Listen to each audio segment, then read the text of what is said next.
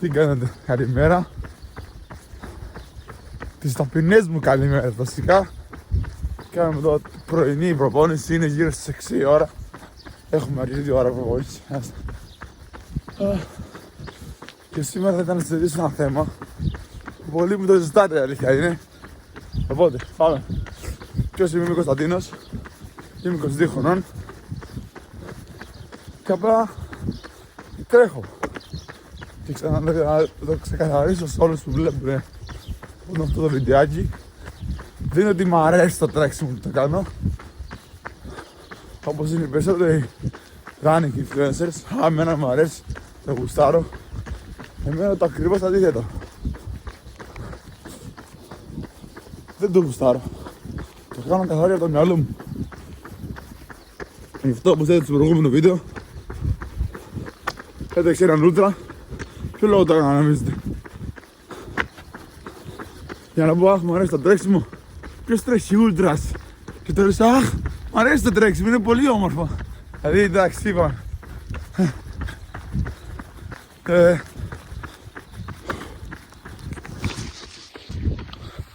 Και να συνεχίσουμε με τι ήμασταν πριν, γιατί κάπου κόπηκε η κάμερα.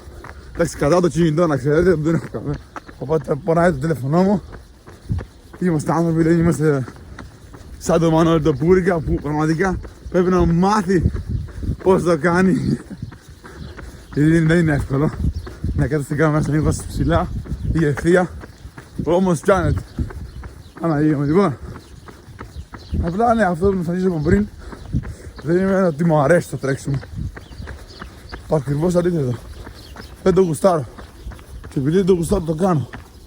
Τι με κάνει και βγαίνω εκτός comfort zone. Με κάνει και βγαίνω. Με φτάνει και καταλαβαίνω ότι έχω κι άλλες δυνατότητες να δώσω. Προφανώς όποιος συζητήσει το bio μου, όποιος συζητήσει λέει inspired by David Goggins. Διαβάζεις το βιβλίο του David Goggins.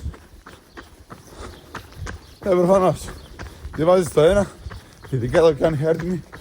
Όποιος δεν το έχει διαβάσει, θα γράφει κάμερα. Επειδή δεν έγραφε, με συγχωρείτε.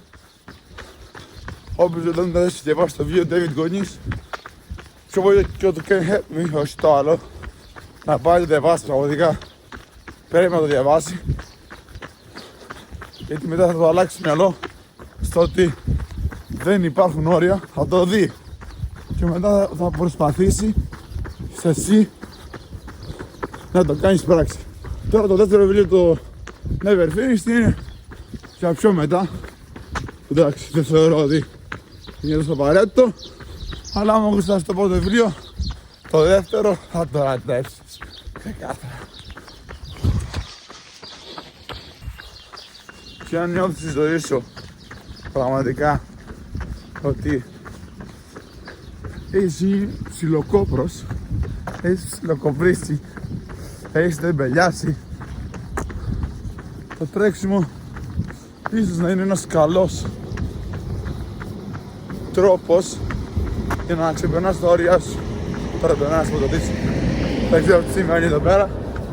Anyways, είναι ένας καλός τρόπος που κατά τη δικιά μου προσωπική άποψη, από μαραθώνιο, ο μαραθώνιος και κάτω προπονεί το σώμα. Ενώ οι ούλτρας, μαραθώνιο και πάνω, ξέρω στα 2,400 πόσο είναι. Εγώ πιστεύω ότι είναι στα 50 χιλιόμετρα και κάτω και πάνω, αλλά anyway, πάμε. Θεωρώ ότι προπονεί το μυαλό.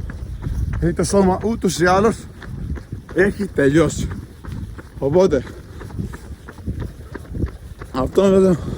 αυτά. Άμα είναι κάτι άλλο θα ανοίξει την κάμερα, θα πω πάμε λίγο. Πάρτε λίγο το τοπίο εδώ. Όποιος ξέρει πού βρίσκομαι θα κερδίσει ένα δωράκι. Γράψτε κάτω στα comments πού πιστεύετε ότι βρίσκομαι. Λοιπόν, συνεχίζουμε από πριν. Οπότε αυτό που έχω καταλάβει κι εγώ όσο μιλάω στην κάμερα, κάτι άκυρο τώρα, είναι ότι πρέπει να μιλάω πολύ αργά Γιατί επειδή είμαι από την Κρήτη, δεν το ανέφερα αυτό. Καλά. Καλό βράδυ. Είναι ότι ας μιλάμε αργά, να μας καταλαβαίνει και το ευρύ κοινό. Και γενικά να μπορεί να μας βλέπουν όλος ο κόσμος. Αυτά, τι άλλο. Και έτσι που το έχω καταλάβει, όλοι αυτοί που κάνουν βιντεάκια, ειδικά το τρέξιμο, και από όλο τον κόσμο, αλλά εκεί από το γενικά στο εξωτερικό, είναι και να πάρουν χορηγίες. Δηλαδή, άμα είναι να κάνεις το τρέξιμο, στείλε εμένα που εγώ μπορεί να μην το γουστάρω, κάνε το επειδή δεν το γουστάρεις εσύ, όχι για να πάρεις τις χορηγίες.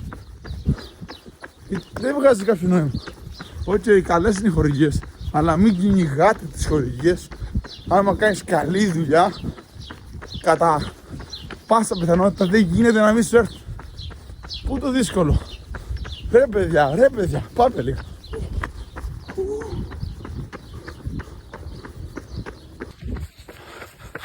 Και αυτές ήταν οι πρωινές μου σκέψεις πάνω στο τρέξιμο. Αυτά. Να περνάτε όμορφα, να χαμογελάτε και να μην κολώνετε. Αυτό είναι το μότο μας. Μην κολώνετε, επίδεση. Πάμε λίγο. Καλή συνέχεια.